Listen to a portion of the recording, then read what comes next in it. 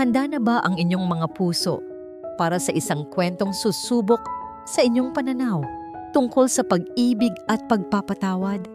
May mga pagkakataong ang nakaraan ay isang multo na pilit nating tinatakbuhan. Ngunit paano kung ang multong iyon ang siya palang may hawak ng susi sa ating kinabukasan?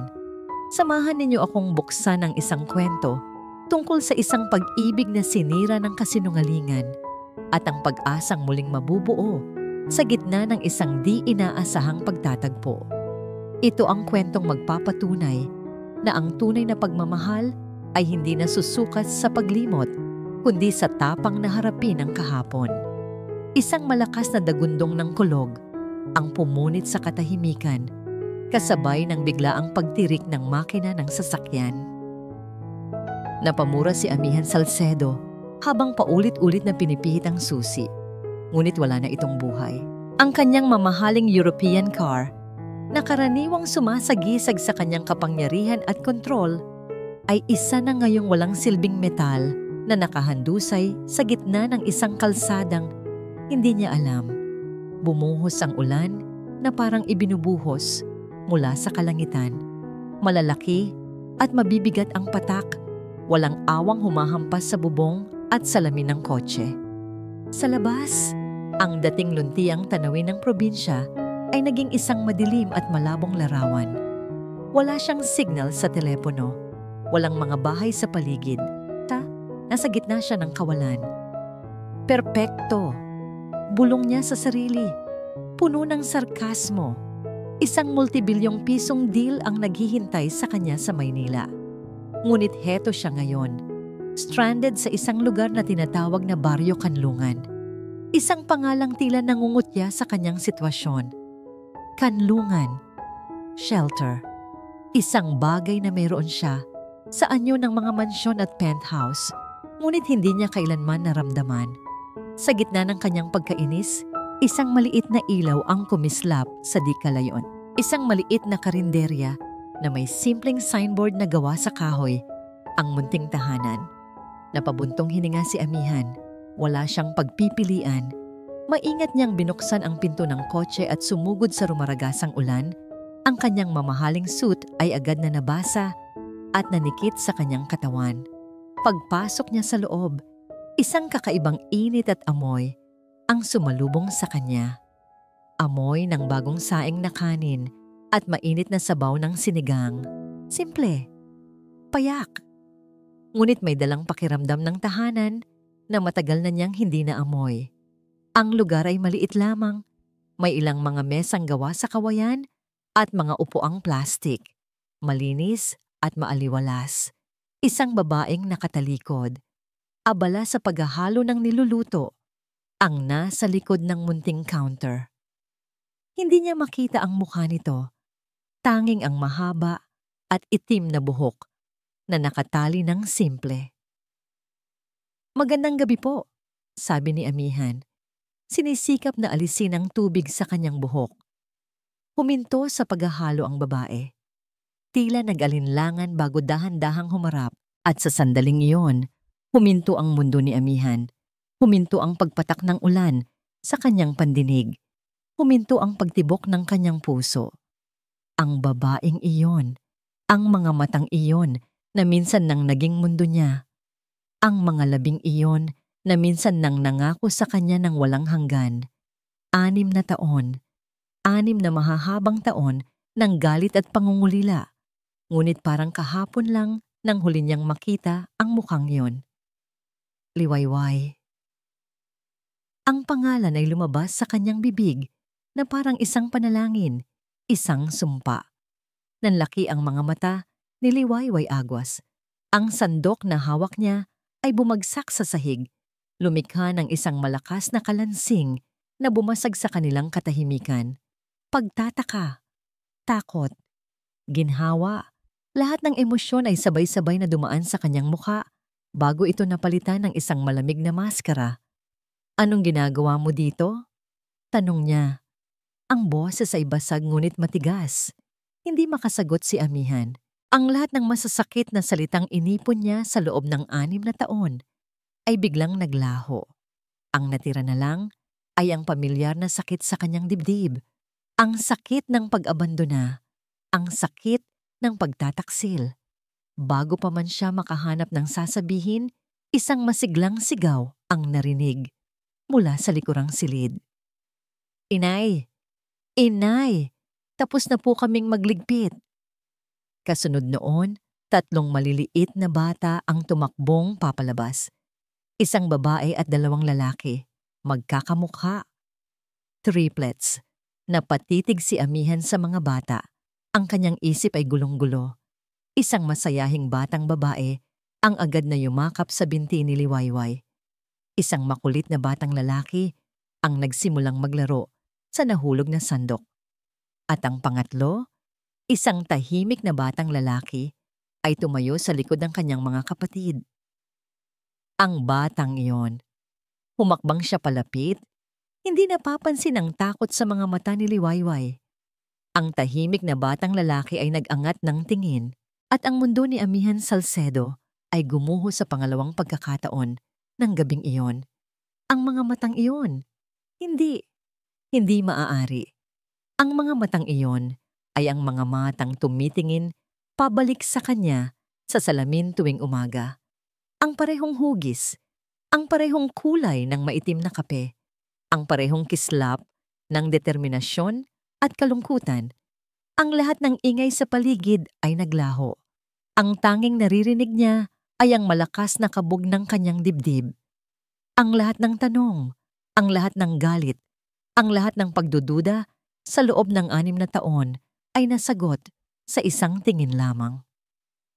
Ang kasinungalingan, ang sakit, lahat ay nabura ng isang katotohanang mas malakas pa sa anumang bagyo. Dahan-dahan, ibinaling niya ang kanyang tingin mula sa bata patungo kay Liwayway, nang ngayon ay namumutla at nanginginig. Ang kanyang boses, nang sa wakas ay lumabas, ay hindi na boses ng isang bilyonaryo. Ito ay boses ng isang lalaking nawasak. "Way," bulong niya, halos hindi marinig sa gitna ng malakas pa ring ulan. "Sino ang ama nila?" Ang tanong ni Amihan ay parang isang matulis na punyal na bumaon nang malalim sa dibdib ni Liwayway. Sa isang iglap, ang munting karinderya na nagsisilbing kanlungan niya sa loob ng 6 na taon ay naging isang kulungan na walang labasan. Ang hangin ay biglang naging mabigat at ang bawat tibok ng kanyang puso ay isang malakas na dagundong sa kanyang tainga. "Inay, sino po siya?" Tanong ng maliit na boses ni Pag-asa na mahigpit na nakakapit sa kanyang palda. Ang tanong ng kanyang anak ang nagpabalik kay Liwayway sa kasalukuyan. Automatiko, ang kanyang takot ay napalitan ng isang mabangis na proteksyon. Ito ang kanyang mga anak, ang kanyang buhay. Hindi niya hahayaang guluhin sila ng isang multo mula sa nakaraan. Mabilis niyang hinila ang 3 bata sa kanyang likuran na parang isang inahing manok na nagtatanggol sa kanyang mga sisiw. Hinarap niya si Amihan. Ang kanyang mga mata, na kanina'y puno ng gulat, ay ngayon ay nag-aapoy sa galit. "Hindi yan mahalaga," sagot niya.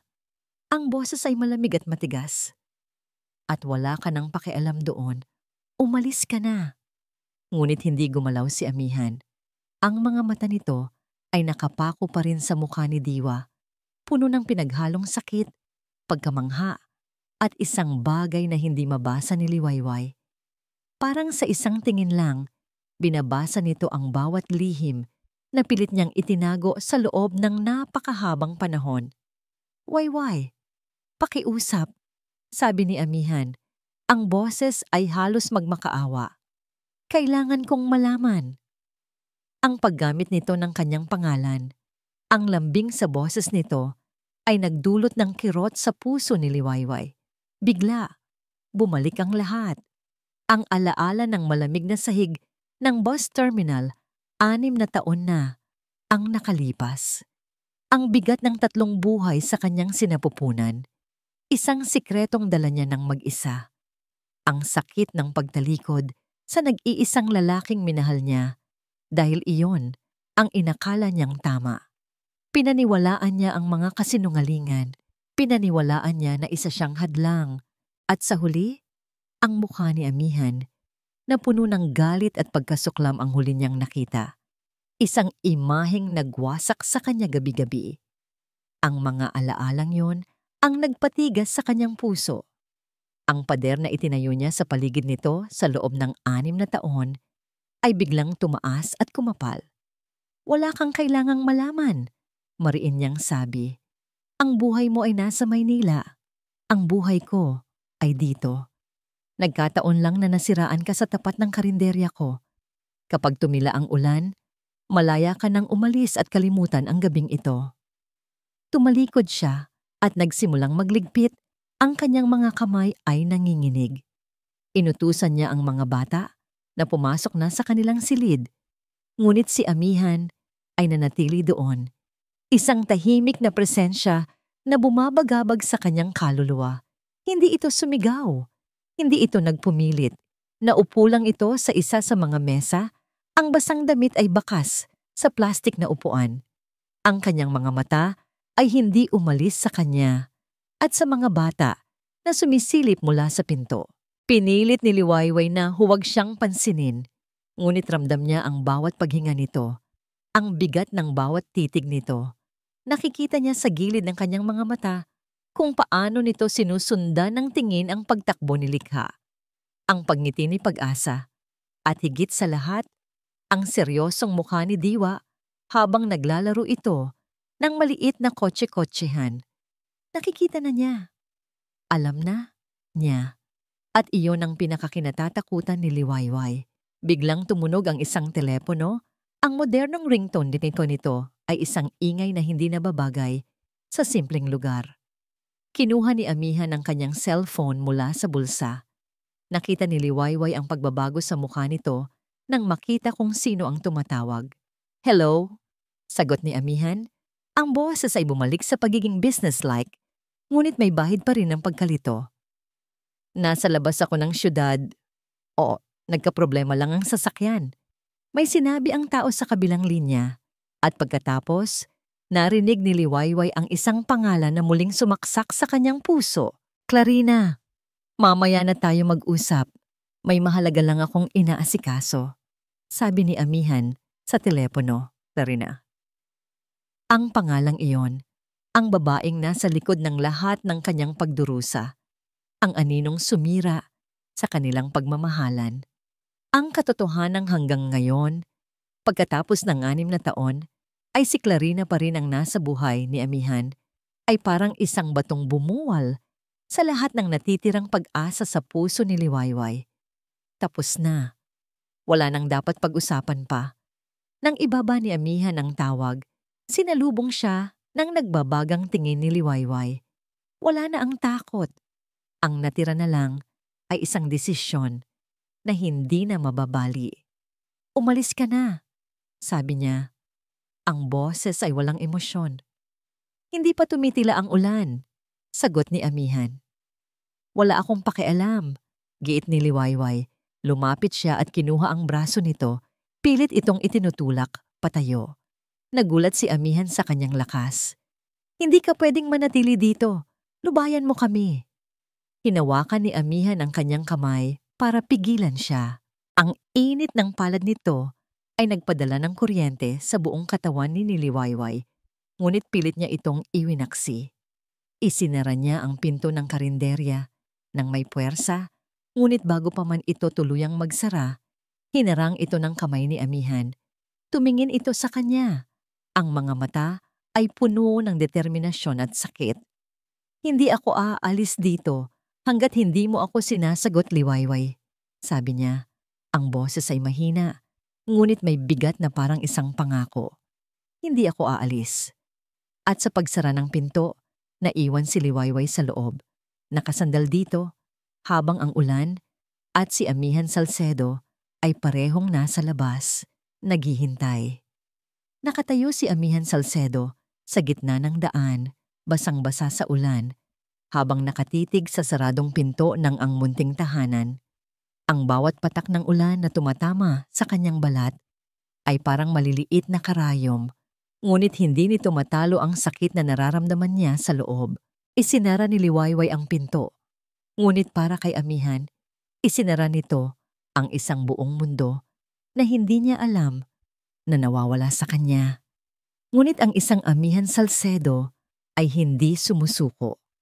Kung may isang bagay siyang natutunan sa pagpapatakbo ng isang malaking korporasyon, iyon ay ang katotohanang lahat ng bagay ay may presyo. At para sa katotohanan ito, handa siyang bayaran ng lahat. Bumalik siya sa kanyang walang silbing sasakyan, hindi para sumilong, kundi para kunin ang kanyang satellite phone, ang kanyang sandata sa mundo ng negosyo, ang kanyang koneksyon sa kapangyarihan. Sa tapat mismo ng karinderya ni Liwayway, may isang maliit at luma ng paupahang bahay na may nakasulat na for sale. Perpekto. I-denial niya ang numero ng kanyang pinagkakatiwalaang assistant na si Marco. Marco, sabi niya, ang boses ay kalmado, ngunit may bigat na nagpapahiwatig ng isang utos na hindi maaaring suwayin. Kailangan kita ngayon. May isang property for sale sa Baryo Kanlungan sa tapat ng isang karinderyang tinatawag na Ang Munting Tahanan. Bilhin mo. Gusto kong mailipat sa pangalan ko bago sumikat ang araw bukas. Gamitin mo ang personal funds ko at bilisan mo. Sir? Nag-aalangang sagot ni Marco sa kabilang linya. Bukas po ang board meeting para sa... I-cancel mo lahat ng appointments ko, putol ni Amihan. Lahat. Walang exception. At Marco, may isa pa akong ipapagawa. Mas mahalaga ito. Huminga siya ng malalim. Gusto kong imbestigahan mo ang isang tao. Liwayway Aguas. Gusto kong malaman ang lahat ng ginawa niya sa nakalipas na 6 na taon. Saan siya tumira? Saan nagtrabaho? Sino ang mga nakasama niya? Lahat. Pero gawin mo itong tahimik. Ayokong malaman niya na may nag-iimbestiga sa kanya. Isang sandali ng katahimikan ang sumunod bago sumagot si Marco. Masusunod po, sir. Kinabukasan, tumila na ang ulan. Ang dating madilim na baryo ay nabuhay sa sikat ng araw. Mula sa bintana ng kanyang bagong biniling bahay, na ngayon ay nagsisilbing kanyang base of operations, pinanood ni Amihan ang pagsisimula ng araw ni Liwayway. Nakita niya itong nagbubukas ng kanyang karinderya, nagwawalis sa harapan, at nag-aayos ng mga mesa. Pagkatapos, lumabas ang 3 bata, malinis at handa na para sa isang bagong araw. Naghabulan sila sa maliit na espasyo sa harap ng tindahan. Ang tawa ni Pag-asa ay parang musika.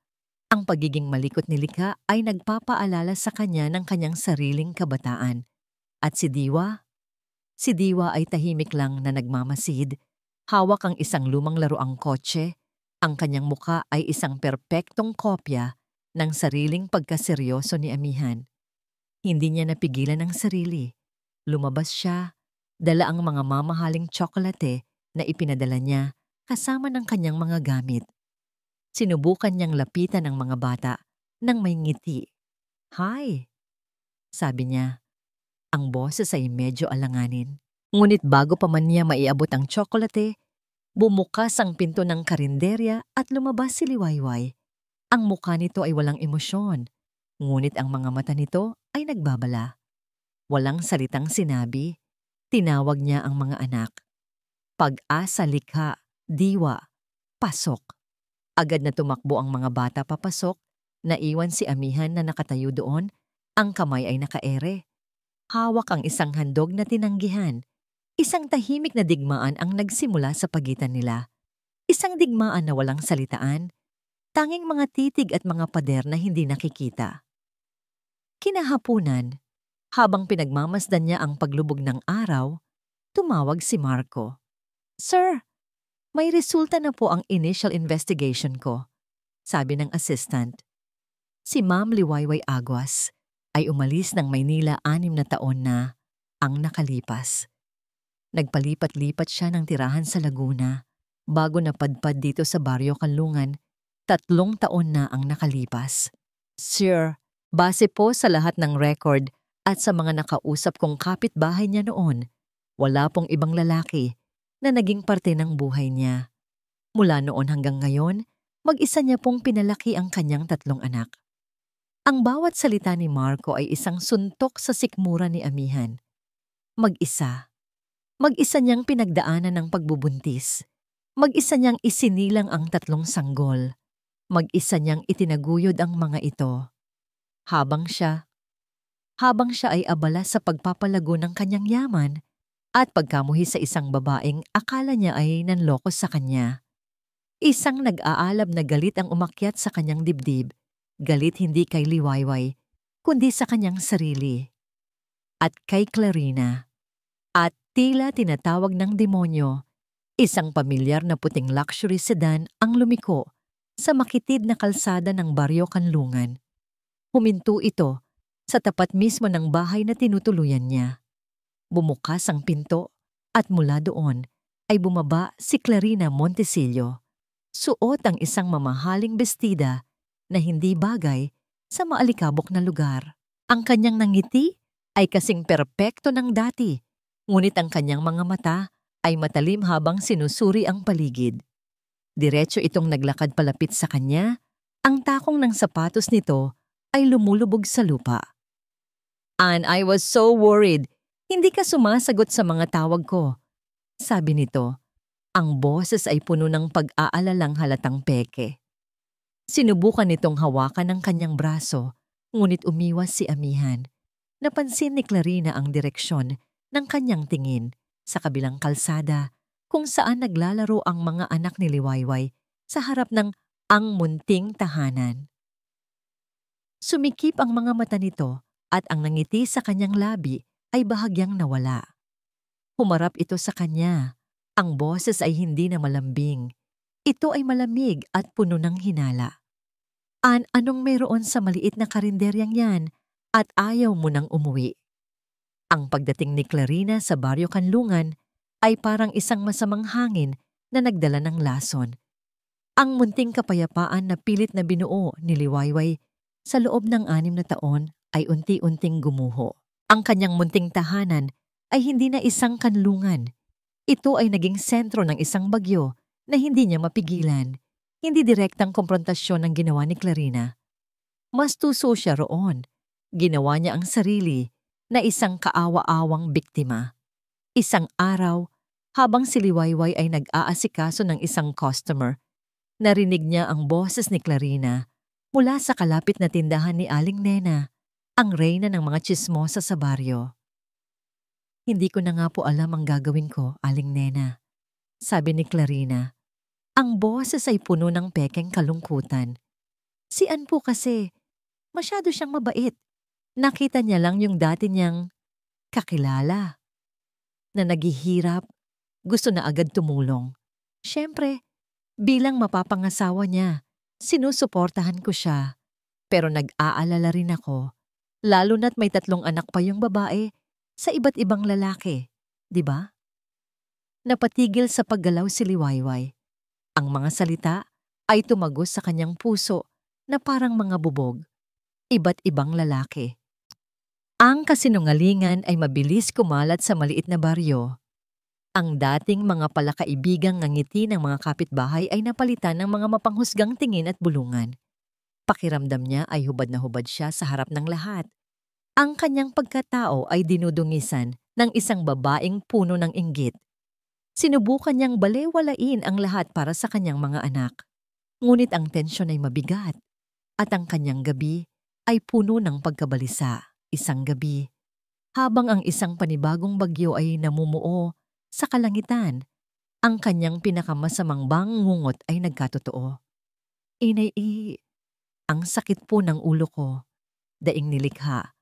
Ang kanyang katawan ay nanginginig sa ilalim ng kumot. Nang salatin ni Liwayway ang kanyang noo, napaso siya sa init. Mataas na mataas ang lagnat nito, agad siyang nag-alala. Binigyan niya ito ng gamot, pinunasan ng maligamgam na tubig, ngunit sa halip na bumaba, lalo pang tumaas ang lagnat. At pagkatapos, nagsimula itong mangisay. Isang matinding takot ang bumalot sa puso ni Liwayway. "Likha, anak, gumising ka. Sigaw niya habang niyuyugyog ang maliit na katawan. Kailangan niyang dalhin ang anak sa ospital. Ngunit hating gabi na. Malakas ang hangin at nagsisimula na namang umulan. Walang tricycle na dumadaan sa mga oras na yon. Ang health center ng baryo ay sarado. Wala siyang telepono para tumawag ng tulong. Nasa kabilang kalsada si Amihan. Ang isip niya ay sumigaw. Humingi ka ng tulong sa kanya. Ngunit ang kanyang orgulyo, ang kanyang pride, ang sugatan niyang puso ay pumigil sa kanya. Hindi. Hindi siya magmamakaawa sa lalaking iyon. Hindi niya ipapakita na mahina siya. Pero habang tinitingnan niya ang kanyang anak na nahihirapan, lahat ng pride sa mundo ay naglaho. Pinalitan ito ng purong desperasyon ng isang ina. Nang akmang tatakbo siya palabas para sumigaw ng tulong, bumukas ng malakas ang pinto ng kanyang karinderya. Pumasok si Amihan. Ang muka ay puno ng pag-aalala. Nakita siguro nito ang ilaw sa kanyang bahay, na bukas pa at naramdaman na may mali. Isang tingin lang sa nangingisay na si Likha ang kinailangan ni Amihan. Walang tanong, walang pag-aalinlangan. Lumapit siya, maingat ngunit mabilis na binuhat si Likha mula sa mga bisig ni Liwayway. Tara na! Utos niya. Ang boses ay matatag at puno ng awtoridad. Dadalhin natin siya sa ospital. Sumunod si Liwayway na parang isang robot. Hila-hila ang dalawa pa niyang anak na umiyak sa takot. Mabilis silang isinakay ni Amihan sa kotse nito. Isang bagong sasakyan na malinaw na ipinadala para sa kanya at pinaharurot ito sa madilim at basang kalsada patungo sa ospital ng bayan. Sa loob ng emergency room, ang bawat segundo ay parang isang oras. Si Liwayway ay nakaupo sa isang malamig na upuang metal. Ang kanyang mga kamay ay magkayakap sa pananalangin.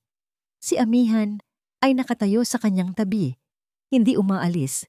Isang matatag na presensya sa gitna ng kanyang kaguluhan. Habang naghihintay, walang nagsalita. Ngunit sa katahimikang iyon, naramdaman ni Liwayway ang isang bagay na matagal na niyang kinalimutan. Ang pag-aalaga. Nang walang salita, iniabutan siya ni Amihan ng isang basong tubig. Nang makita nitong nanginginig siya sa lamig, hinubad nito ang kanyang jacket at ipinatong sa kanyang mga balikat. Ang mga simpleng kilos na yon, ang unti-unting bumitak sa pader na itinayo niya. Sa ilalim ng malupit na ilaw ng ospital, hindi niya nakita ang bilyonaryong si Amihan Salcedo o ang lalaking nagdulot sa kanya ng sakit. Ang nakita niya ay si Ann, ang lalaking minahal niya, ang lalaking may mga matang puno ng tunay na pag-aalala para sa kanyang anak, para sa kanilang anak. Sa wakas, lumabas ang doktor. Ang muka ay seryoso. Okay na po ang bata. Nakontrol na natin ang lagnat at kumbulsyon, sabi ng doktor, at nakahinga ng maluwag si Liwayway. Pero para makasiguro, kailangan nating malaman ang sanhi. May ilang hereditary blood conditions tayong kailangang i-rule out. Kakailanganin po namin ng blood sample mula sa ama ng bata. Ang mga salita ng doktor ay umaling-aungaw sa tahimik na hallway. Automatikong napatingin si Liwayway kay Amihan. Kasabay nito, ang mga mata ni Amihan ay napako sa kanya, matalim, nagtatanong at humihingi ng isang sagot na hindi na niya maaaring takasan. Ang mundo ni Liwayway ay biglang sumikip at ang tanging nakikita niya ay ang mga mata ni Amihan at ang bigat ng isang katotohanang malapit nang sumabog. Ang mga salita ng doktor ay binitin sa hangin, mas mabigat pa kaysa sa katahimikan ng ospital. Kailangan po namin ng blood sample mula sa ama ng bata. Para kay Amihan, hindi iyon isang tanong, kundi isang hatol. Isang hatol sa 6 na taon ng maling akala at nasayang na panahon. Ang kanyang mga mata ay hindi bumitaw kay Liwayway. Hinihingi, halos nagmamakaawa para sa isang salitang magpapatunay sa sigaw ng kanyang dugo. Nakita niya ang pagbagsak ng mga balikat ni Liwayway, ang huling piraso ng kanyang pagmamatigas ay gumuho sa ilalim ng bigat ng sitwasyon. Ang kaligtasan ng kanyang anak ay mas mahalaga kaysa sa anumang pader na itinayo niya sa paligid ng kanyang puso. Isang butil ng luha ang gumulong sa kanyang pisngi, isang tahimik na pagsuko. At pagkatapos, dahan-dahan, halos hindi mo mapapansin, tumango siya. Isang beses lang, ngunit sapat na yon.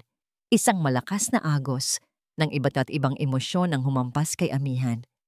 Una ay ang galak, isang dalisay, nag-uumapaw na galak na halos magpaluhod sa kanya. Ama siya. Ama siya ng 3 naggagandahang anghel. Pagkatapos ay dumating ang galit, isang nag-aalab na galit sa kanyang sarili, sa tadhana, sa 6 na taon na ninakaw sa kanya. At sa huli, ang pagsisisi, isang malalim at matinding pagsisisi na bumalot sa kanyang buong pagkatao. Hindi na siya nag-aksaya ng panahon. Humarap siya sa doktor. Ang boses ay matatag sa kabila ng kaguluhan sa kanyang loob. Ako ang ama, deklara niya. Kunin ninyo ang lahat ng kailangan ninyo. Habang kinukuhanan siya ng dugo, ang kanyang mga mata ay nasa silid, kung saan natutulog ang kanyang mga anak.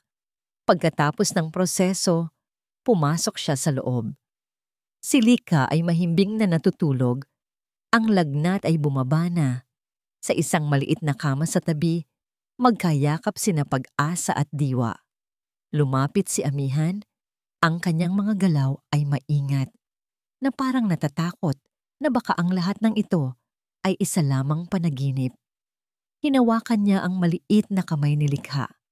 Napakaliit, napakadaling masaktan. Paano niya ito nagawang pabayaan? Pagkatapos, ibinaling niya ang kanyang tingin kay Diwa.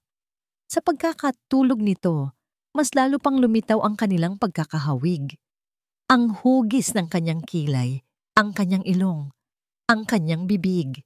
Hinaplos niya ang buhok nito at sa sandaling iyon, ang makapangyarihang si Amihan Salcedo, ang lalaking hindi kailanman nagpakita ng kahinaan, ay bumagsak ang luha.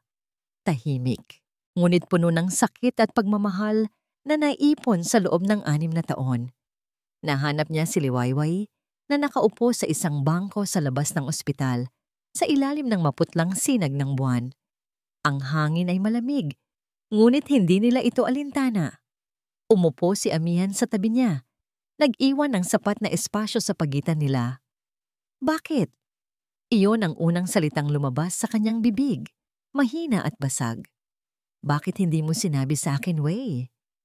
Tumingin sa kanya si Liwayway. Ang mga mata ay puno ng sakit ng nakaraan. Sasabihin para anoan? Para isumpa mo sila?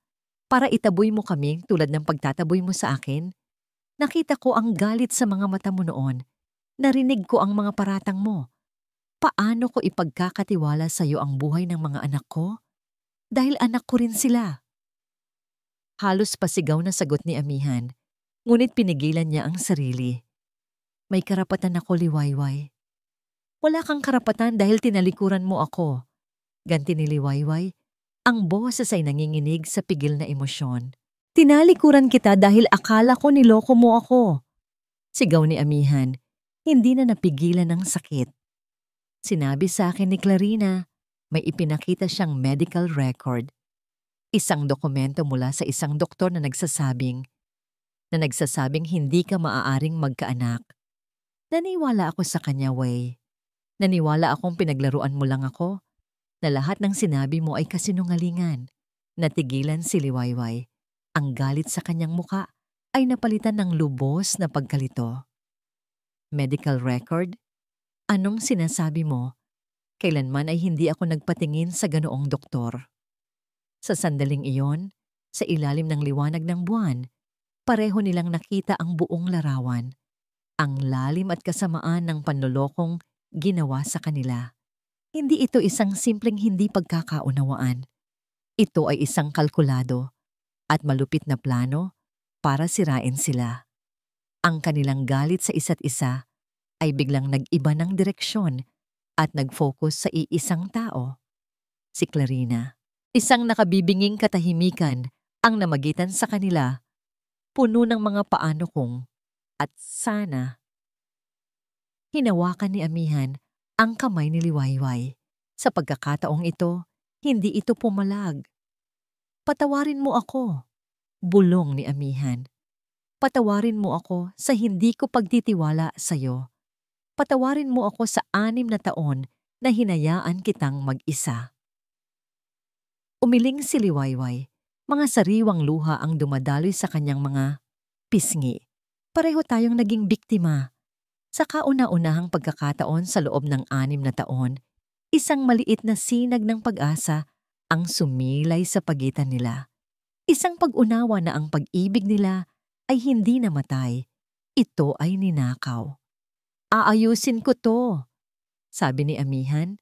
Ang boses ay puno ng isang bagong determinasyon. Hinigpitan niya ang hawak sa kamay ni Liwayway.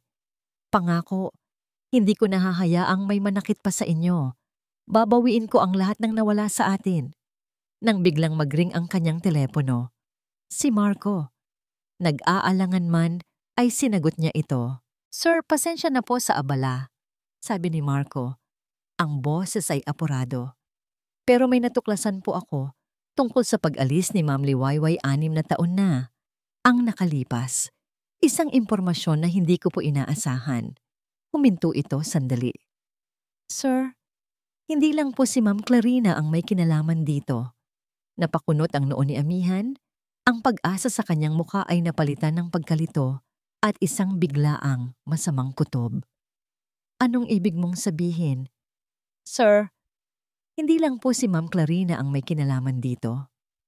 Ang mga salita ni Marco ay umalingaw-ngaw sa isip ni Amihan. Isang masamang pangitain na nagpabigat sa hangin. Ang munting pag-asa na nagsimulang sumibol sa pagitan nila ni Liwayway ay biglang sinaklot ng isang malamig na takot. Anong ibig mong sabihin? Tanong niya.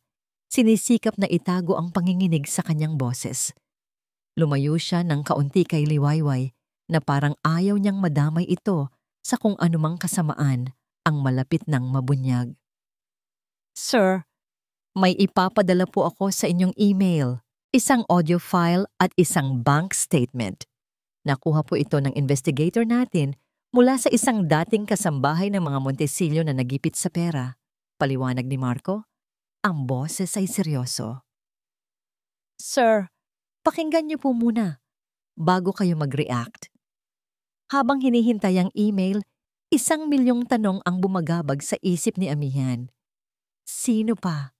Sino pa ang may sapat na galit sa kanila para gumawa ng ganito? Nang dumating ang notification, agad niyang binuksan ang kanyang telepono. 2 file. Ikinonekta niya ang kanyang earphones. Ayaw niyang marinig ni Liwayway ang laman nito. Pinindot niya ang play sa audio file. Ang una niyang narinig ay isang mahinang ugong, isang lumang recording. Pagkatapos, isang boses. Isang boses na mas bata, nanginginig sa takot, ngunit pamilyar. Ito ang boses ni Liwayway. 6 na taon na ang nakalipas. Wala po akong kasalanan. Mahal ko po si Ann, sabi ng boses sa recording. Pagkatapos, isang pangalawang boses ang sumagot. Isang boses na kilalang-kilala niya. Malamig, makapangyarihan, walang bakas ng emosyon. Isang boses na sinanay siyang sundin at igalang mula pagkabata. Ang pagmamahal ay hindi nakakain, Hija. Hindi nabibili niyan ang reputasyon ng pamilya namin. Isa kang pagkakamali na kailangang itama. Kung hindi ka lalayo sa anak ko, sisiguraduhin kong ang pamilya mo sa probinsya ang magbabayad. Isang tawag ko lang, mawawala ng trabaho ang tatay mo. Isang tawag ko lang, matatanggal sa eskwela ang mga kapatid mo. Simple lang ang pagpipilian mo, Liwayway. Ang kinabukasan nilipasan nila o ang panandali ang kaligayahan mo. Bawat salita ay parang isang suntok na bumabaon sa kaluluwa ni Amihan. Ang hangin ay nawala sa kanyang mga baga. Ang dugo ay umalis sa kanyang mukha. Ang boses na yon ay boses ng kanyang ina. Senyora Imelda Salcedo, hindi. Hindi maaari. Nanginginig ang mga kamay. Binuksan niya ang pangalawang file. Isang kopya ng bank statement. Isang transaksyon na nagkakahalaga ng malaking pera. Inilipat mula sa isang foundation na pag-aari ng pamilya Salcedo patungo sa isang account na nakapangalan sa isang malayong kamag-anak ni Liwayway. Ang petsa, isang araw pagkatapos umalis ni Liwayway sa kanyang buhay. At doon, lahat ay gumuho. Ang mga alaala ay bumalik na parang isang baha. Ang mga salita ng kanyang ina, "Hindi siya ang babaeng para sa'yo, anak. Hindi natin siya kauri." Ang kakaibang nangiti ng kasiyahan sa mukha nito nang sabihin niyang hiwalay na sila. Ang pagtulak nito kay Clarina sa kanya na sinasabing ito ang mas karapat-dapat. Hindi lang si Clarina. Si Clarina ay isang instrumento lamang. Ang tunay na halimaw, ang arkitekto ng kanyang pagdurusa, ang taong walang awang sumira sa kanyang buhay at nagkait sa kanya ng pagkakataong makasama ang kanyang mga anak. Ay ang sarili niyang ina. Ang lalaking nakatayo sa ilalim ng buwan ay hindi na ang CEO ng Salcedo Corporation. Siya ay isang anak na pinagtaksilan, isang ama na ninakawan, isang lalaking nawasak, isang ungol ng sukdulang sakit ang kumawala sa kanyang lalamunan. Sa isang iglap ng walang mapaglagyang galit at kawalan ng pag-asa, umikot siya at sinuntok ng buong lakas ang pader ng ospital. Ang tunog ng nabasag na buto ay halos hindi niya narinig. Natabunan ng mas malakas na tunog ng pagguho ng kanyang mundo. Napasandal siya sa pader, dumudulas pababa. Ang sakit sa kanyang kamay ay walang-wala kumpara sa sakit sa kanyang puso. Ang kanyang ina. Ang ina na kanyang iginagalang. Ang ina na kanyang minamahal. Samantala, sa di kalayuan, nag-aalala si Liwayway. Nagtimpla siya ng mainit na kape sa vending machine, isang maliit na paraan para pasalamatan ito. Nang pabalik na siya, narinig niya ang malakas na kalabog. Nataranta, tumakbo siya palapit. Ang nakita niya ay isang imaheng hindi niya malilimutan. Si Amihan. Ang makisig at palaging kontroladong si Amihan ay nakaupo sa sahig. Ang likod ay nakasandal sa pader. Ang balikat ay nanginginig sa mga tahimik na hikbi. Ang kanyang kamay ay duguan. Ang kanyang mukha ay larawan ng isang taong nawalan ng lahat. Sa sahig, sa tabi niya, ay ang kanyang telepono. Ang audio recording ay nagpatuloy sa pag-play. Mahina na ngunit sapat na para marinig ni Liwayway ang huling mga salita sa malamig na boses ni Senyora Salcedo. Nabitiwan ni Liwayway ang mga tasang hawak niya. Ang mainit na kape ay tumapon sa sahig. Ngunit hindi niya ito naramdaman. Ang naramdaman niya lang ay isang matinding lamig. Ngayon, naiintindihan na niya. Hindi lang isang desperadang karibal ang kalaban niya o niya. Ang kalaban nila ay isang buong imperyo. Isang pamilyang gagawin ng lahat para itago ang kanilang mga lihim. Ang tunog ng nabasag na tasa ang nagpaangat ng tingin ni Amihan. Ang kanilang mga mata ay nagtagpo. Sa mga mata ni Amihan, nakita ni Liwayway ang isang nasirang kaluluwa. At sa mga mata ni Liwayway, nakita ni Amihan ang katotohanang mas masakit pa sa pagkakanulo, ang pagkawala ng bagong silang na pag-asa. "Patawarin mo ako, Wayway," bulong ni Amihan. Ang boses ay basag, ang mukha ay basang-basa ng luha. "Patawarin mo ako sa lahat." Ang paghingi ng tawad ni Amihan ay hindi umabot sa pandinig ni Liwayway. Ang tanging naririnig niya ay ang paulit-ulit na boses ni Senyora Imelda Salcedo sa kanyang isipan. Malamig, mapanghusga, at walang awa. Ang parehong boses na nagtaboy sa kanya 6 na taon na ang nakalipas. Ang katotohanan ay mas masahol pa sa isang bangungot. Hindi ito isang simpleng alitan na maaaring ayusin ng pag-ibig at pagpapatawad. Ito ay isang digmaan laban sa isang imperyo na binuo sa kapangyarihan at pera. Isang imperyong pinamumunuan ng ina mismo ni Amihan. At sa digmaang ito, sila, ang munting pamilya niya, ay mga langgam lamang na maaring durugin anumang oras. Isang matinding lamig ang gumapang sa buong katawan ni Liwayway. Mas malamig pa kaysa sa sahig ng ospital.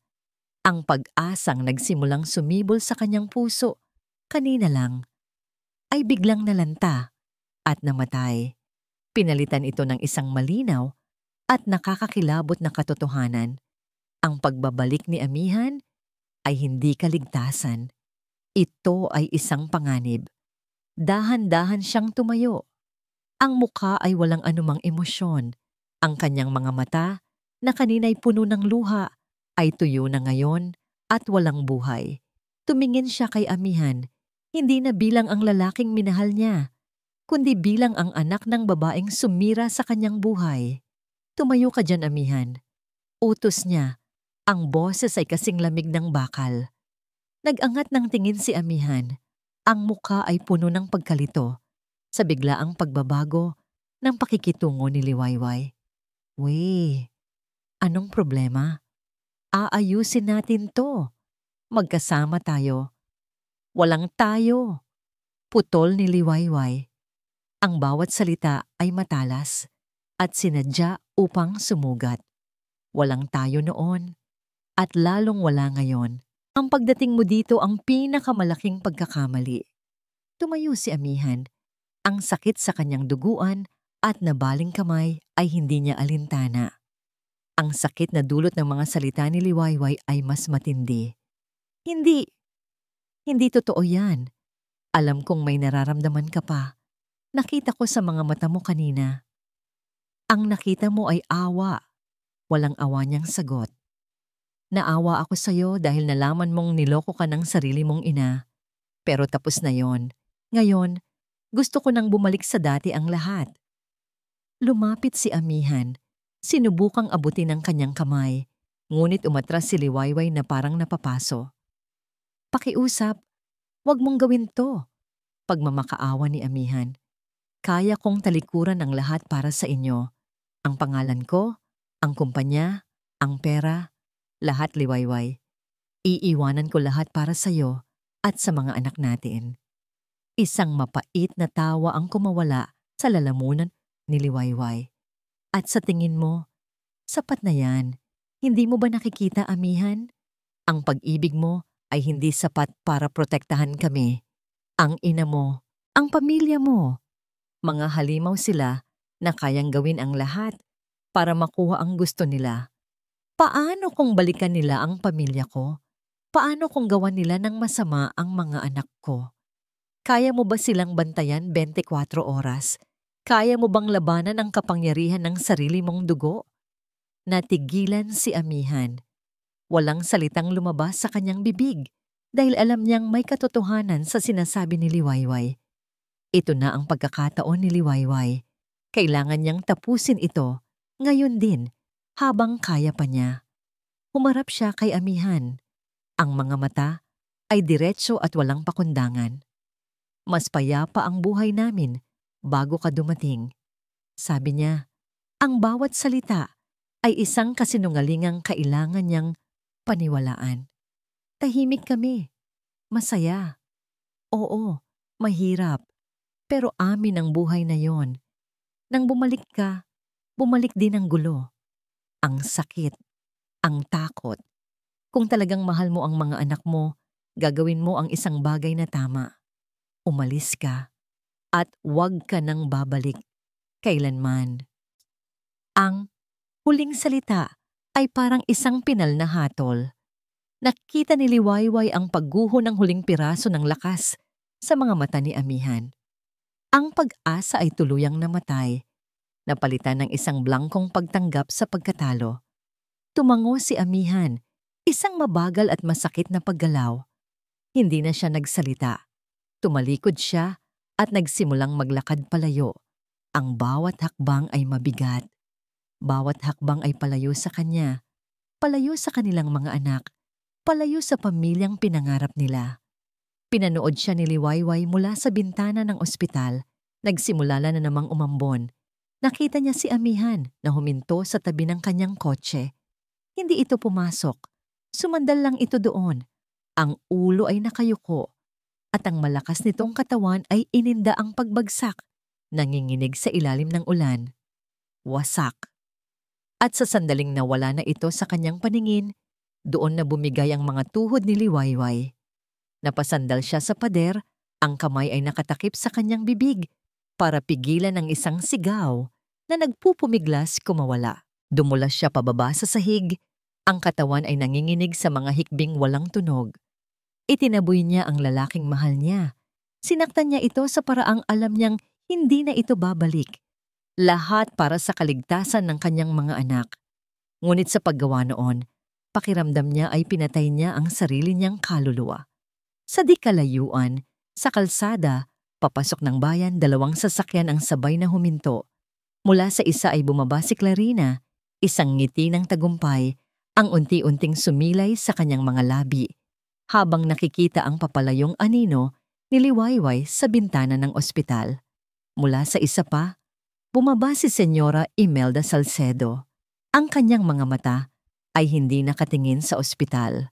Nakapako ang mga ito sa isang anyo sa di kalayuan, ang anyo ng kanyang sariling anak na nakaluhod at wasak sa gitna ng kalsada, sa ilalim ng walang awang buhos ng ulan. Ang ulan ay malamig, ngunit ang kaluluwa ni Amihan ay mas malamig pa. Nakaluhod sa basang kalsada, ang bawat patak ay parang isang paalala ng bawat luhang hindi niya iniyak sa loob ng 6 na taon. Ang mga salita ni Liwayway ay umuulit-ulit sa kanyang isipan. Isang nakamamatay na litanya ng pagtataboy at kawalan ng pag-asa. Kung talagang mahal mo ang mga anak mo, umalis ka. Nawala na ang lahat. Ang babaeng mahal niya. Ang mga anak na ngayon lang niya natagpuan. Ang respeto sa inang kanyang hinangaan. Lahat ay abo na lang. Sa kauna-unahang pagkakataon sa kanyang buhay, naramdaman ni Amihan Salcedo ang tunay na pagkatalo. An, tumayo ka dyan. Nakakahiya ka. Isang boses ang pumunit sa kanyang pagdurusa. Isang boses na malamig at pamilyar. Dahan-dahan niyang inangat ang kanyang tingin. Sa ilalim ng isang itim na payong na hawak ng isang driver, nakatayo ang kanyang ina, si Senyora Imelda Salcedo. Ang mukha nito ay kasing tigas ng marmol, walang bakas ng awa, tanging ang pagkainis ng isang reyna na nakakita ng dumi sa kanyang kaharian. Sa likod nito, lumabas mula sa kabilang kotse si Clarina. Ang mukha ay naglalaro sa pagitan ng pekeng pag-aalala at hindi maitagong tagumpay. Tama na ang drama, Amihan. Umuwi na tayo, sabi ng kanyang ina. Si Clarina na ang bahala sa problema dito. Ang pagbanggit sa pangalan ni Clarina, ang nagsilbing kidlat na gumising sa nanlalamig na diwa ni Amihan. Bigla, ang sakit ay napalitan ng isang bagay na mas malakas. Isang nag-aalab na galit. Isang galit na hindi na kayang kontrolin. Dahan-dahan siyang tumayo. Ang basang-basa at duguan niyang anyo ay malayong-malayo sa makapangyarihang CEO na kilala nila. Ngunit ang apoy sa kanyang mga mata ay mas nakakatakot kaysa sa anumang sigaw. Hindi na siya ang masunuring anak. Hindi na siya ang bilyonaryong madaling mauto. Siya na ngayon ay isang ama na walang nang natitirang ikakatakot na mawala. Tapos na tayo, ma. Sabi niya, ang boses ay mahinahon ngunit may bigat na parang isang bato. Anong pinagsasabi mo? Kunot noong tanong ni Imelda. Narinig ko ang lahat. Patuloy ni Amihan, hindi inaalis ang tingin sa kanyang ina. Ang recording, ang pagbabanta, lahat. 6 na taon. 6 na taon ninyong ninakaw sa akin. 6 na taon ninyong hinayaang magdusa ang sarili ninyong mga apo. Nakita ni Amihan ang bahagyang pagkagulat sa mga mata ng kanyang ina, ngunit agad itong napalitan ng depensa. Ginawa ko lang kung ano ang nararapat para sa pamilya natin. Ang babaeng yan ay isang kahihiyan. Ang tanging kahihiyan dito ay kayo, sagot ni Amihan. Ang tingin niya ngayon ay bumaling kay Clarina na nagsisimula ng mamutla. At ikaw, Sabi niya kay Clarina. Akala mo ba mananalo ka? Tapos na rin ang laro mo. Ang kasunduan sa pagitan ng Salcedo Corp at Montesillo Industries, kanselado na. Hindi mo maaaring gawin yan. Sigaw ni Clarina. Ang kanyang pagkukunwari ay tuluyan ng gumuho. Ang takot na mabangkarote ay mas malakas kaysa sa kanyang pag-ibig. Pinlano natin to. Pinangakuan mo ako. Kasama ko ang mami mo sa lahat ng to. Alam ko, malamig na tugon ni Amihan. Palihim niyang pinindot ang record button sa kanyang telepono na nasa loob ng kanyang bulsa. At ngayon, alam na rin ng lahat. Humarap siyang muli sa kanyang ina. Ang huling hibla ng pagmamahal ng isang anak ay naputol na. Pinili niyo ang yaman, ang pangalan, ang reputasyon. Ngayon, oras ko nang pumili. Humakbang siya palayo sa kanila, palapit sa direksyon ng ospital. Pinipili ko ang aking pamilya. Amihan, Amihan, bumalik ka dito. Sigaw ni Imelda. Ang boses ay may bahid na ng takot. Kapag tinalikuran mo ako, tatalikuran mo ang lahat. Wala kang mamanahin kahit isang sentimo. Huminto si Amihan. Humarap siya sa kanila. Sa huling pagkakataon, ang mukha ay kalmado na sa kanyang desisyon. Mayroon kayong isang araw para itama ang lahat, sabi niya. Ang mga salita ay isang ultimatum. Isang araw para harapin ang ginawa ninyo at humingi ng tawad sa kanila. Kung hindi, hindi ninyo na ako makikita at ang inyong mga apo habang buhay. Pagkasabi noon, tumalikod na siya at hindi na lumingon pa. Iniwan niya ang dalawang babae na tulala at hindi makapaniwala sa nangyari. Ang kanilang perpektong plano ay gumuho sa isang iglap. Naglakad si Amihan pabalik sa ospital. Ang bawat hakbang ay may bagong layunin. Hindi pa tapos ang laban. Ngayon pa lang ito magsisimula. Tumayo siya sa harap ng pinto ng silid kung nasaan si Liwayway at ang mga bata. Narinig niya ang mahinang iyak mula sa loob. Huminga siya ng malalim. Kumatok siya. Ilang sandali ng katahimikan ang lumipas bago bumukas ang pinto. Si Liwayway. Ang mga mata nito ay mugto at pula. Ang mukha nito ay puno ng pagod at sakit. Nang makita siya, ang una nitong reaksyon ay isara muli ang pinto. Ngunit pinigilan ito ng kanyang mga salita. Hindi na ito boses ng isang nagmamakaawa. Ito ay boses ng isang lalaking nakahanap na ng kanyang katatagan. Bigyan mo ako ng huling pagkakataon. Sabi niya, ang mga mata ay nakikiusap, ngunit may determinasyon. Huling pagkakataon para patunayan na karapat-dapat ako sa inyo. Hindi bilang isang Salcedo, kundi bilang si Ann, bilang ama ng mga anak natin. Hindi nagsara ang pinto. Nanatili si Liwayway na nakatayo doon, nakatitig kay Amihan. Sinusuri ang bawat linya sa kanyang mukha.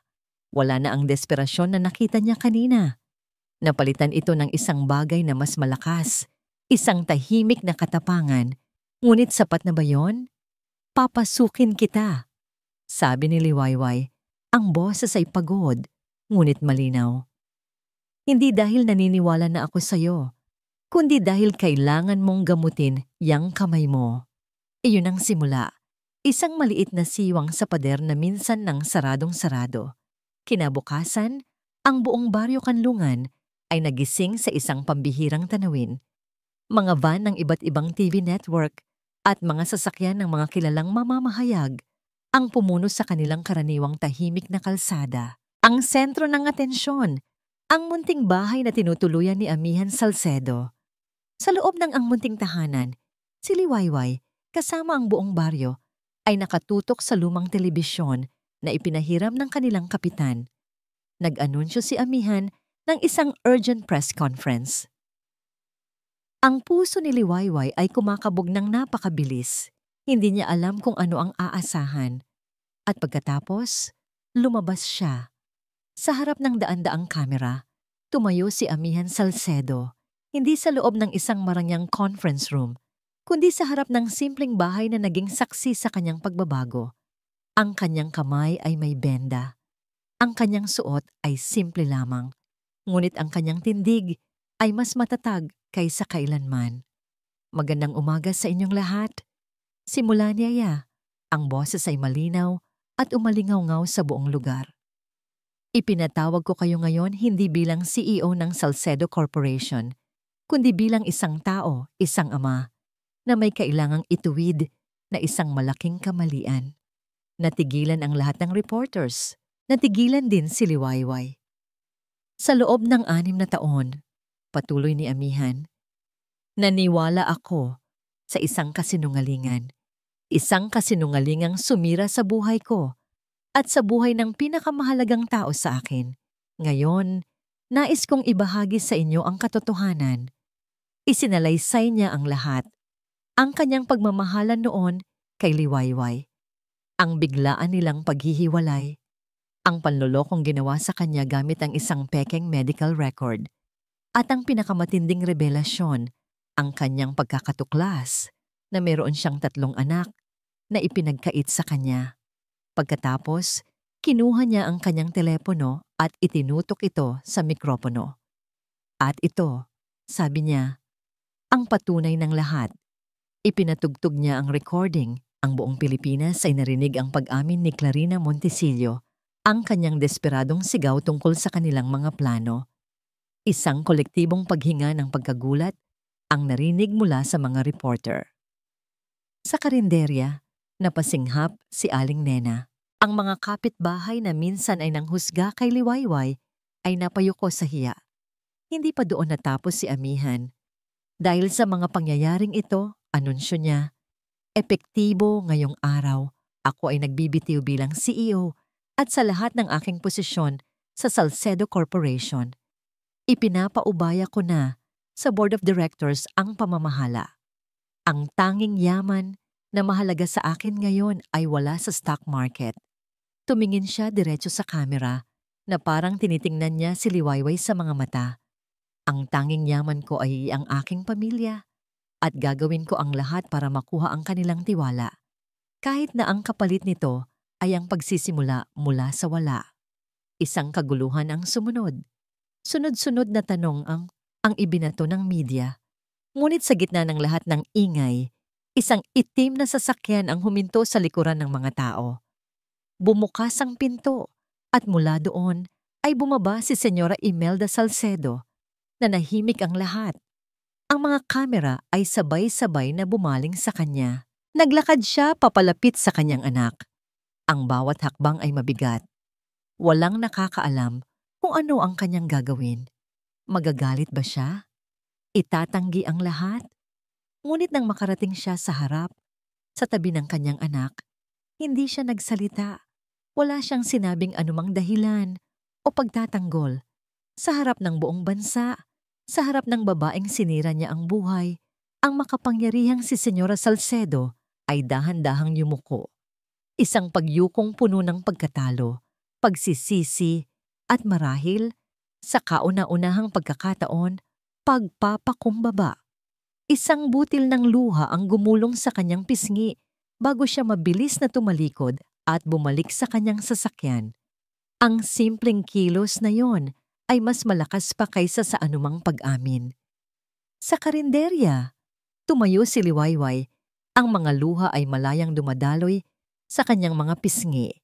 Ang lalaking yon, tinalikuran niya ang lahat. Isinugal niya ang kanyang pangalan, ang kanyang yaman, ang kanyang buong mundo. Para lang sa isang pagkakataon. Isang pagkakataon na patunayan ang kanyang pagmamahal. Matapos ang press conference, habang unti-unting umaalis ang media, naglakad si Amihan patawid ng kalsada. Dahan-dahan. Ang bawat hakbang ay isang tanong. Tumayo siya sa harap ng bukas na pinto ng ang munting tahanan.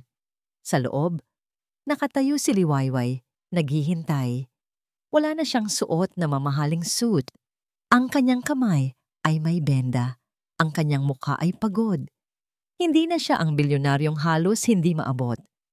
Siya na lang si Ann, isang lalaking nag-alay ng lahat. Tumingin siya sa mga mata ni Liwayway. Ang puso niya ay nasa kanyang mga labi. Ngayon, tanong niya, Ang boses ay mahina. Halos isang bulong na dala ng hangin. Karapat-dapat na ba ako? Karapat-dapat na ba ako? Ang tanong ni Amihan ay nanatiling nakabitin sa hangin.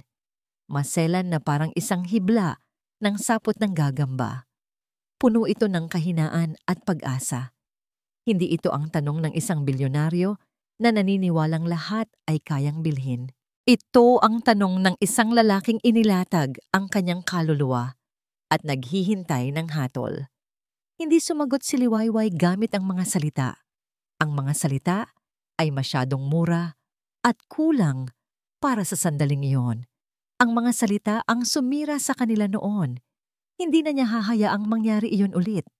Sa halip, dahan-dahan niyang isinara ang distansya sa pagitan nila. Bawat hakbang ay isang pagpapatawad. Bawat pagtibok ng kanyang puso ay isang pagtanggap. Nang nasa harapan na niya si Amihan, itinaas niya ang kanyang kamay at marahang hinaplos ang pisngi nito.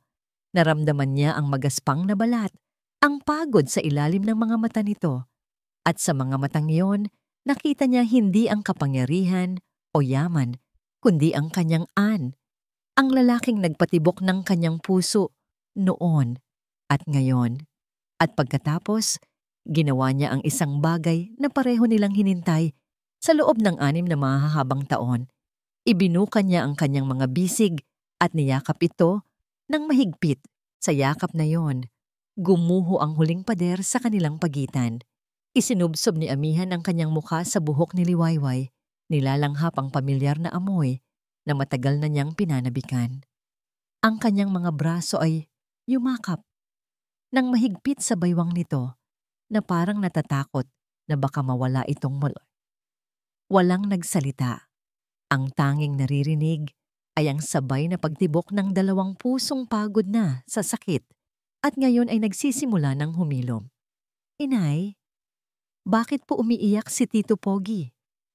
Ang munting boses ni Pag-asa ang bumasag sa kanilang sandali. Humiwalay sila sa isa't isa at nakita nila ang 3 pares ng maliliit at nagtatakang mga mata na nakatitig sa kanila. Ngumiti si Amihan sa gitna ng kanyang mga luha. Lumuhod siya para maging kapantay ng mga bata. Hindi umiiyak si Papa.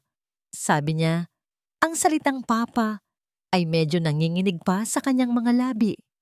Masaya lang si Papa. 1 linggo ang lumipas. Ang baryo Kanlungan ay unti-unting bumalik sa dati nitong katahimikan, ngunit may isang bagay na nagbago. Ang munting karinderya ni Liwayway ay naging simbolo ng pag-asa. Si Amihan naman, na dating tinitingnan bilang isang mayabang na estranghero, ay naging si Kuya Ann, ang lalaking madalas makitang nagwawalis sa harap ng tindahan o nakikipaglaro ng habulan sa 3 makukulit na bata. Ang paghilom ay hindi madali. May mga gabing binabangungot pa rin si Liwayway. May mga sandaling natutulala si Amihan. Iniisip ang mga nawalang taon. Ngunit sa pagkakataong ito, hindi na nila ito hinaharap ng mag-isa. Magkasama nilang pinupulot ang bawat basag na piraso at dahan-dahang binubuo muli. Isang hapon, habang abala si Liwayway sa pagluluto, isang pamilyar na itim na sasakyan ang huminto sa tapat. Bumaba si Senyora Imelda. Hindi na suot ang kanyang karaniwang matapang na aura. Siya ay mukhang mas matanda, mas pagod. Pumasok siya sa karinderya. Hindi siya umupo. Hindi siya nagsalita. Kinuha niya mula sa kanyang bag ang isang maliit at antigong kahon. Inilapag niya ito sa ibabaw ng counter sa harap ni Liwayway. Nang buksan ito ni Liwayway, nakita niya ang isang gintong locket. Sa loob, may larawan ng isang batang Amihan. Iyan dapat ang ibibigay ko sa mapapangasawa ng aking anak, sabi ni Senyora Imelda. Ang boses ay mahina at walang bahid ng pagmamataas. Hindi ko hinihingi ang tawad mo, Hija. Alam kong wala akong karapatan. Nandito lang ako para sabihin na mali ako. Pagkasabi noon, tumalikod na siya at umalis. Iniwan si Liwayway na tulala. Hawak ang isang simbolo ng pagtanggap na hindi niya inaasahan. Nang gabing iyon, Habang natutulog na ang mga bata, naupo sina Amihan at Liwayway sa labas, pinapanood ang pagsikat ng buwan. Ikinuwento ni Liwayway ang pagdating ni Senyora Imelda. Nagsisisi na siya, sabi ni Amihan. Araw-araw siyang tumatawag. Hindi ko pa siya kayang kausapin, pero balang araw. Lahat ng sugat ay naghihilom, bulong ni Liwayway, habang isinasandal ang kanyang ulo sa balikat ni Amihan. Tumingin si Amihan sa maliit na karinderya, sa mga ilaw nito na nagbibigay liwanag sa kadiliman. Ang munting tahanan, basa niya sa signboard. Nahanap ko na ang tahanan ko, Way. Ngumiti si Liwayway. Ako rin, Ann. Ako rin. Tumingin sila sa isa't isa at sa ilalim ng liwanag ng buwan, sa gitna ng katahimikan ng Baryo Kanlungan, ang kanilang mga labi ay muling nagtagpo. Hindi ito isang halik ng pagnanasa, kundi isang halik ng pangako. Isang pangakong hindi na sila muling bibitaw. Isang pangako ng isang bagong Liwayway, isang bagong simula. Ngunit habang magkayakap sila, isang katanungan ang biglang pumasok sa isip ni Liwayway. Isang bagay na napansin niya sa sarili nitong mga nakaraang araw. Ang kanyang madalas na pagkahilo sa umaga. Isang taon ang lumipas. Ang umaga sa ang munting tahanan ay hindi na nagsisimula sa katahimikan, kundi sa isang masayang kaguluhan. Dahan-dahan lang, Likha. Matatapon niyang gatas mo. Saway ni Liwayway habang hinahainan ng pandesal ang kanyang mga anak. Ang kanyang tiyan ay malaki na ngayon at bilog. Isang masayang paalala ng bagong buhay na paparating. Papa, si Diwa po ayaw akong bigyan ng kotse niya. Reklamo ni Pag-asa. Mula sa lababo, lumingon si Amihan. Ang kanyang mga kamay ay puno ng bula. Wala na ang mamahaling relo sa kanyang pulso. Napalitan ito ng isang simpleng wedding band. Diwa, anak, share your toys with your sister, please. Tumangulang si Diwa at iniabot ang laruan kay Pag-asa. Isang simpleng eksena, ngunit para kay Amihan, ito ang pinakamayamang sandali ng kanyang buhay. Ang bawat halakhak ng kanyang mga anak, ang bawat ngiti ni Liwayway ay mas mahalaga kaysa sa lahat ng stocks at bonds na minsan niyang pinamahalaan.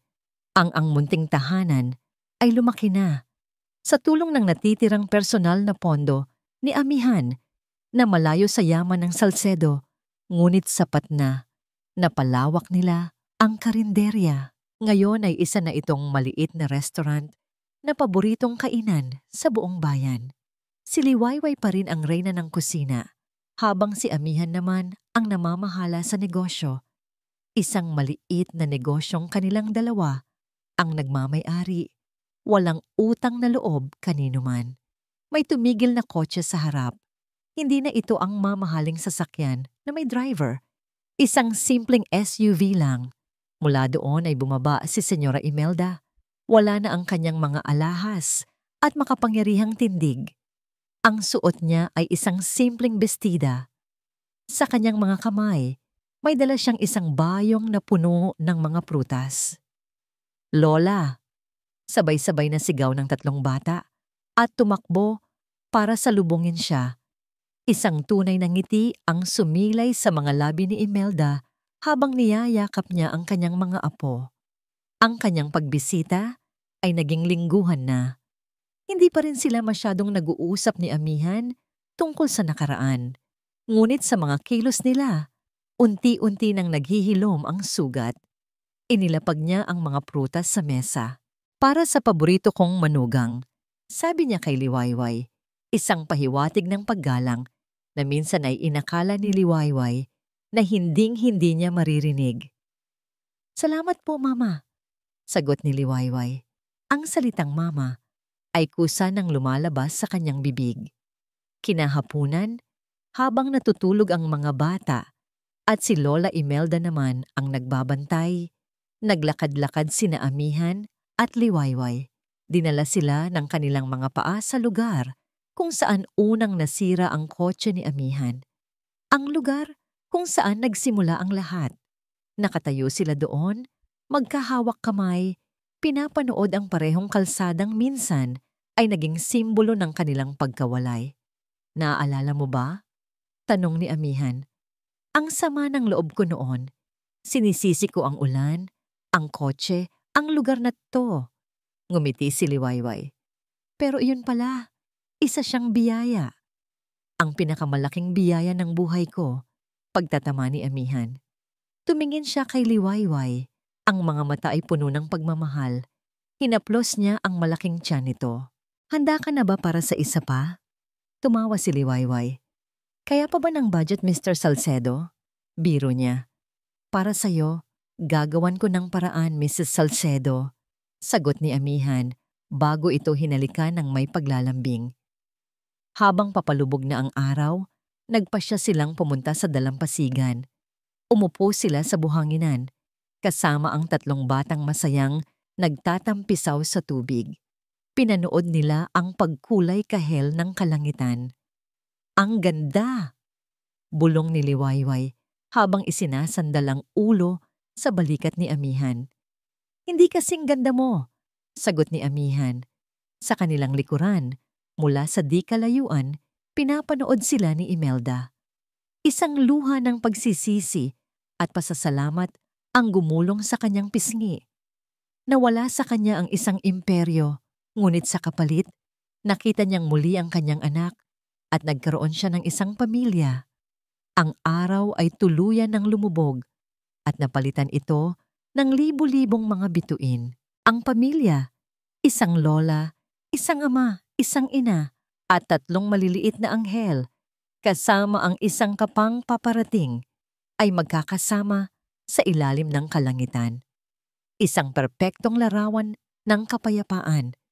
Isang larawan ng isang tahanang minsan ay nawasak, ngunit ngayon ay muling nabuo.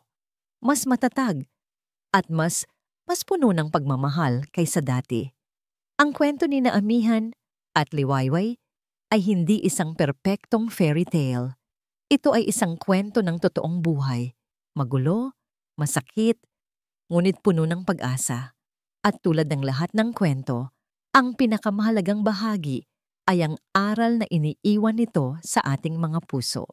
Isang gabi, ilang taon, pagkatapos ng kanilang muling pagkikita, habang mahimbing nang natutulog ang kanilang 4 na anak, sina Pag-asa, Diwa, Likha, at ang bunso nilang si Tala.